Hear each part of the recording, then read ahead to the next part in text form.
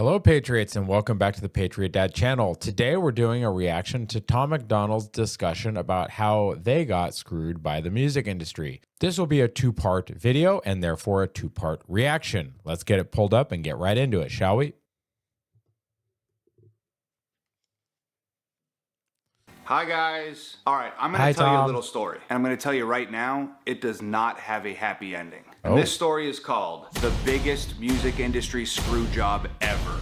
Newsflash, there's a lot of independent artists who don't like me, but I hope you guys can see past the hate boner that you have for me and see how valuable this is and how important it is to independent artists everywhere. And by the way, hate boner is hilarious. You know what? It's not just independent artists. It's major label artists too. Look what Kanye West just did. Kanye just completely bailed on the music industry and released his new album on an MP3 player. What Kanye's just now doing with his album on his MP3 player is what I've been doing with physical CDs for 4 years. Completely cutting out the music industry, being a disruptor. Anyway, I just had to say that. I've been screwed the industry before Kanye was. And we sold more physical copies of the Brave album than Kanye did of the STEM player, but whatever. Who's counting, right? I'll tell you exactly who's counting. Not the data collection company that reports the numbers to Billboard.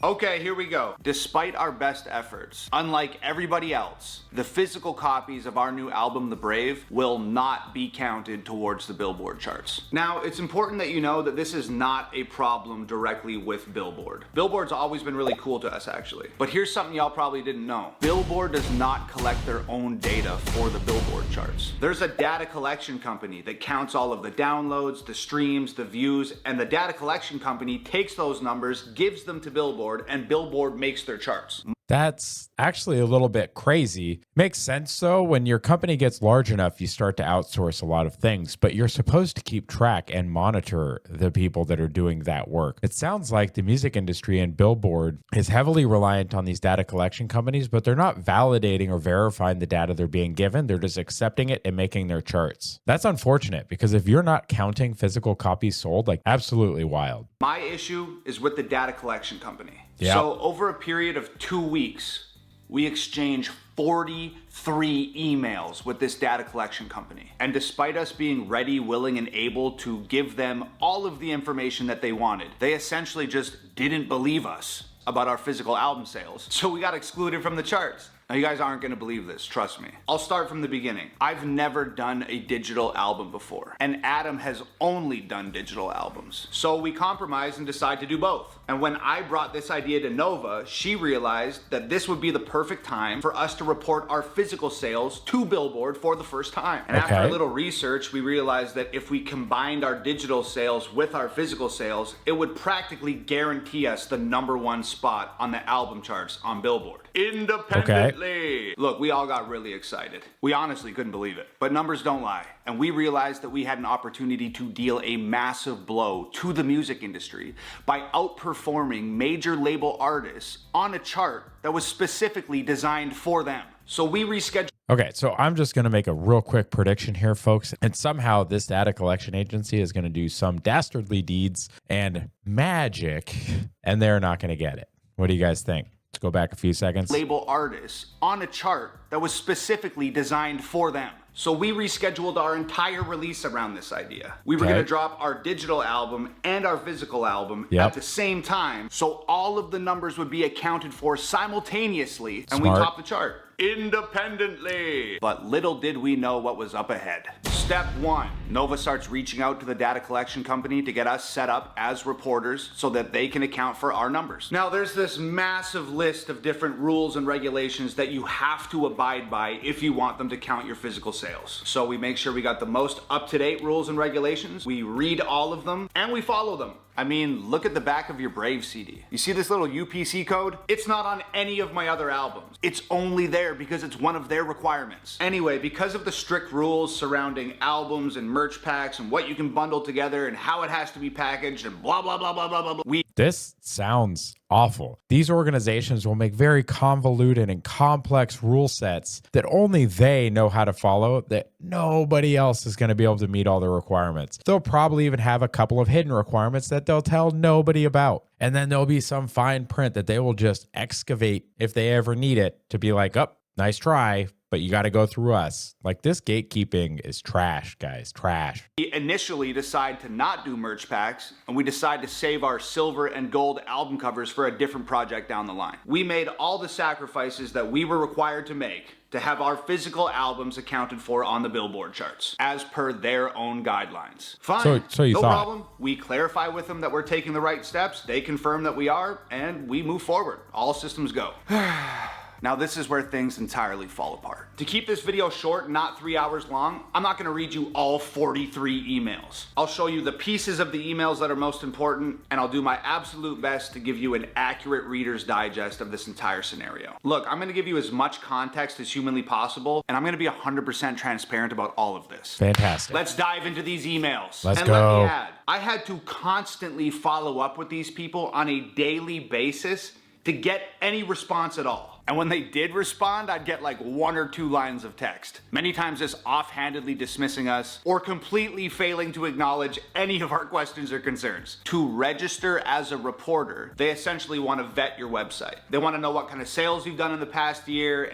Since I think we move forward without box sets, I won't have the actual box in my hand for weeks, and it's more important that I get set up to report an unbundled physical CD sales. How do I get set up to report physical CDs? Can you give me an idea of a typical week of sales currently? To which they're probably going to say, sure. And what kind of sales you expect to be reporting with this upcoming release. So we answer the question with how many albums we sold last year, how many we expect to sell this year, and we give them screenshots of everything that we've done for the past 12 months. Makes we sense. also ask what the reporting process is like and how sales are actually reported. Because our album released in a month at that point, and we had to be diligent about getting this done in a timely fashion. Yep. They told us, and I quote, "We have plenty of time to get you set up for reporting since the release is not until next month. I'm still not done with the website vetting, but we will get back to you when that is complete." That sounds extremely vague and like they're not going to get it done on time. What does that anybody predict? What do you think? Put it in the comment.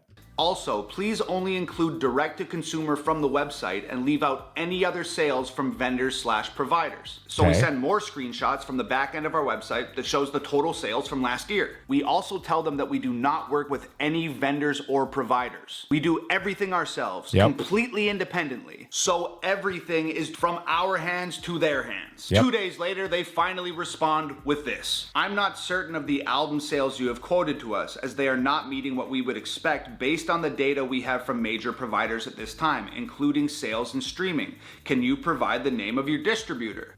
He's like, bro, I told you, we have no provider or distributor. It's us. Which, looking at his face right now, I'm guessing is what he's about to tell us. "We distribute independently through TuneCore." So we tell them that. We also tell them that if they're trying to authenticate physical sales through data acquired from digital platforms, they're going to get a very distorted picture of what's actually going on here. Yeah. I explain that only a very small percentage of my music goes to these digital streaming platforms. The Yeah. only songs that go to these digital streaming platforms are the songs that I release on YouTube with music videos. I explain that I release 2 or 3 physical albums every year. I explain that that's around 50 songs. I explain Okay. that only a very small number of those 50 physical songs ever end up digitally available. So if we have 3 albums, we'll use the bigger number. 3 albums, 3 songs a year go to music videos. That would be like 9. We'll just say 15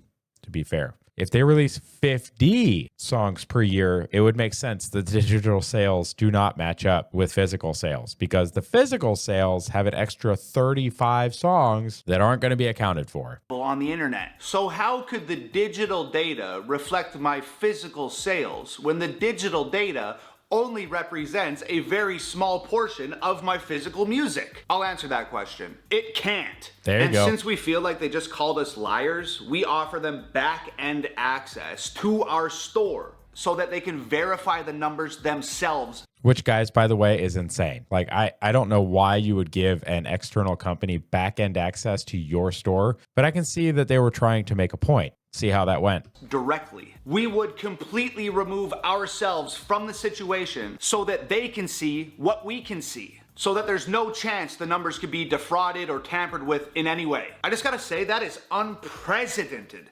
access and transparency. It's actually very dangerous for us to be even giving out that kind of access. But we wanted to be on the Billboard charts. We wanted to play with the big boys. We wanted to prove to the world that independent artists are just as impactful, just as powerful, and just as worthy of industry recognition as the major label artists are. So at this point, since we feel like they just called us liars, we start CCing anyone that we work with in any capacity who could possibly help verify these numbers to the data collection company. We ended up having like 4 or 5 people on this email thread. One of them being my friend and the owner of the warehouse who has manufactured my CDs from the very beginning of my career. He sees every single order that comes in. He's actually the guy that sends you guys your t-shirts. He replies in this email thread, and I quote, "I can verify and prove all of the information provided below. Let me know how I can assist." No reply. Our other industry friends start questioning them at this point. They start asking the data collection company, do you guys even have a mechanism or a process to account for a truly independent artist's numbers? And it sounds like they probably don't. And they probably don't want one either, because then that means you're competing with the industry. Sounds crooked as hell. What do you guys think? Does that even exist? They inform us that they do in fact have the process in place. We ask what that process is. They refuse to give us the information, but they tell us that they'd be happy to once their questions about my past sales have been answered. We tell them that we're unsure of what questions they're asking. They ask us to confirm the number of physical albums that were officially accepted by a publishing company. Our friend explains in the email that Nova and I, independently, totally on our own, distribute our physical sales to the people. There is no publishing company accounting for physical sales. Correct. They still don't get it. They miserably fail to understand that our business is truly independent. Which is wild, guys. But like I said, I think it's intentional. What do you got? Just leave a comment what your thoughts are on that. But this feels like the only thing that makes sense is that they are intentionally excluding truly independent people from this process. So we once again explain how our business model works. A grassroots operation, totally outside of the music industry. We explain that we've packed over 200,000 albums with our own hands. We send pictures of us over the years packing albums, labeling albums, and dropping them off at the post office. We tell them that if the numbers seem unbelievable, it's because they are unbelievable. I get it. It is unbelievable that a kid and his girlfriend have managed to do something as large as we're doing it completely independent of the music industry. I get it. It's unbelievable. But you're a data collection company and we're giving you the proof, so believe it because it's true. We again explain that the information she wants is the information we have and us alone. And we're trying to give it to her. We're trying to give it to her. They're literally trying to give them back-end access so they can see it for themselves. Sorry, guys, just bear with me. I am fighting a ridiculous sinus cold thing, but let's keep going. At this point, I've had absolutely enough. Nova has been the person emailing back and forth with them, and I've just been kind of watching from a distance. Now, Nova wants this so bad for us that it's literally all that she's thinking about. She's waiting at her computer all day, just hoping that she's gonna get a reply from them. And then when their offices close at 8 p.m., she just like goes to bed, like totally defeated. I saw a lot of tears that week, a lot of them. And with both of us feeling super frustrated and totally defeated, I would finally step in. When I start personally sending emails, it gets ugly. Here's how that went. I informed the data collection company that I have a massive 6-week campaign for the Brave album, complete with promotional materials, music videos, marketing, blah, blah, blah, blah, blah. A plan that it took me weeks to come up with, I might add. A plan that I annoyed the hell out of Adam with because I was insistent that it had to go exactly the way that I wanted it to go. Anyway, I tell them that I'm gonna have to reconfigure this entire 6-week plan if I can't get a clear answer from them on if we can record our physical albums or how we do it or what the hell's going on. Sidebar, you gotta understand, this whole mess is ultimately why we ended up moving the digital release from February 18th to March 4th. You guys remember when that happened? We had to order a ton more CDs. We had to scramble to create merch packs that we weren't initially going to do because we weren't allowed to bundle merch with albums according to their guidelines. We had to go into overdrive and try and salvage a 6-week campaign. That got screwed up because we were waiting for them to accept our numbers. Anyways, I tell these guys that I need a clear answer so I can move forward. No response to that email. I follow up again, and they reply to me, and I quote, Hi Tom and all. I've been reviewing the site, the data we have from streaming for past releases, socials, and comparable sales from similar genres during this vetting period. It doesn't support the sales you have quoted earlier in this thread. Did any of these sales happen to be null orders out to fan clubs, other retailers, etc.? I'm still trying to understand the provided data to explain the abnormally high numbers before we can allow you to report. Again, They just don't get it, or they don't want to get it. Again, this whole response sounds very conspiratorial, guys, but it kind of is, isn't it? Feels a lot like the industry is just trying to keep Tom and Nova and any other independent artist from being successful on their own by gatekeeping the process and keeping them out because they don't follow the industry's process. They don't want to be part of the industry, guys. That's why they're independent. And the industry is trying to protect themselves from these independents. In my eyes, telling us that they don't believe us. So I immediately respond with a nuclear bomb of an email. And it goes like this. You continually ask the same questions, we continually answer them. We have been painfully transparent with you, and still you make absolutely no movement. If you won't sign in to the back end of our store, which we've offered you access to verify the sales yourself, and you won't take the endorsement from anyone else that's involved in our very small and obviously extremely successful business, it seems as though there's nothing else we can do here. Your job is to collect and report data to Billboard, a chart that I would assume takes pride in presenting an accurate portrayal of the sales landscape in regards to the music business. Apparently not. And for some reason, you are preventing adequate data collection and accurate reporting. If you can't figure out how to verify a truly independent artist's sales, go talk to someone who does. If you don't have the mechanism, you should all be embarrassed of yourselves. Yeah. I've likened this entire situation to waiting outside a treehouse while you block the door. You are preventing us from hanging out with the cool kids for a reason that you can't seem to provide. We're asking you what we can possibly do to get in, and you can't seem to articulate a conclusive answer. We just keep running in circles. Please help or put us in contact with someone who can. Your unwillingness to make any progress has gone on long enough and already forced me to adjust an extremely important release campaign multiple times. Every song I release hits #1 on iTunes. Most of them hit #1 on multiple Billboard charts. My YouTube, where I post my music videos, has 3 million subscribers. I have music videos with 30 million actual views. I've been on Fox News and an endless amount of other acclaimed platforms. What part of this is unbelievable to you? The fact that you did it independently. That's the part that they believe, but they don't want to promote. And like you stated, they're just trying to keep you out of the treehouse with the cool kids. I shouldn't have to explain independent musicianship and the marketing thereof to someone who's apparently responsible for collecting the results of said marketing. Figure it out. It would be great to get a prompt response. Tom. I hit send. Ready for it to get even crazier? I didn't ever hear back from that email. One of my music industry friends who's CC'd on the email senses my frustration, and he decides to weigh in and try and help out. He adds, just to help if possible, Tom's videos released on YouTube have gathered over 100 million views in 2021 alone. We help collect the publishing income generated from those views, and we can confirm over 100 million views from his videos in 2021 alone. They didn't respond to that email either. I followed up for the next 2 days. No responses. This is almost 50 emails in a 2-week span and absolutely no progress at all. I follow up multiple times. Nothing. I find out who the higher ups are. I email them. Nothing. I follow up. Nothing. Then I find out that me and Nova have been removed from this email thread entirely. My friend tells us that he's received an email from someone within the data collection company. We were told that they were trying to set up a phone call and that we were to have no further communication with the people that we had been dealing with previously. According to this new person, all further communications were to go through him. So my friend and the data company set up a time to get on the phone and talk about it. And they didn't ever answer that call. What?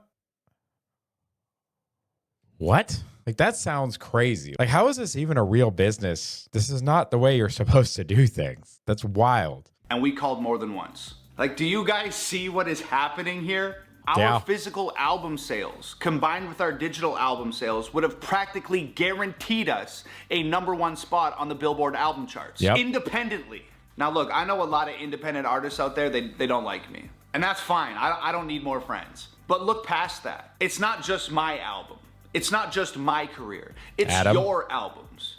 It's your careers. It's your blood, sweat, tears, time, energy, and money that they are refusing to acknowledge on the industry charts. Yeah, true. Because this is the fans buying the music. That's your voice. Look, all musicians, whether you want to admit it or not, we all at some point in time have used the Billboard charts as a measuring stick for our own personal successes. It's the most acclaimed music chart in the entire world. And it's supposed to represent all of us accurately. It's supposed to be reliable. But if the data collection companies, in regards to independent artists, aren't competent in their collection and delivery of data, what do the charts even mean? Having your creation on the Billboard charts carries a degree of prestige with it. And I personally don't think it's appropriate to have the integrity of the charts in the hands of a data collection company who won't even tell an independent artist how to prove their sales are legitimate and our numbers are worthy of competing in the mainstream arena.